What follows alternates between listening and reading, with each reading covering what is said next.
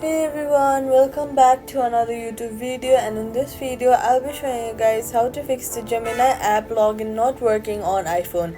If you're stuck on the login screen or your Gemini login keeps failing, here's a quick way to get back in.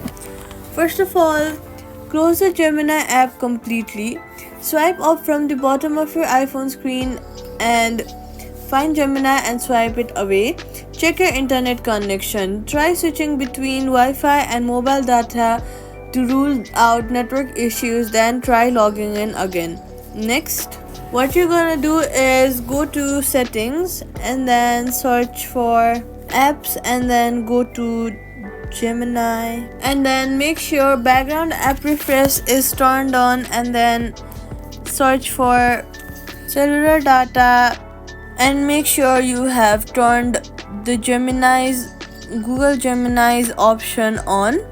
And after all that, what you're gonna do is you're going to restart your iPhone to clear temporary glitches. Once it's back on, open Gemini and try signing in again. If you use two-factor authentication, make sure your verification codes are correct and not expired. Privacy tip: always log in through the official Gemini app or website. Avoid entering your credentials on pop-up pages or links from unknown sources.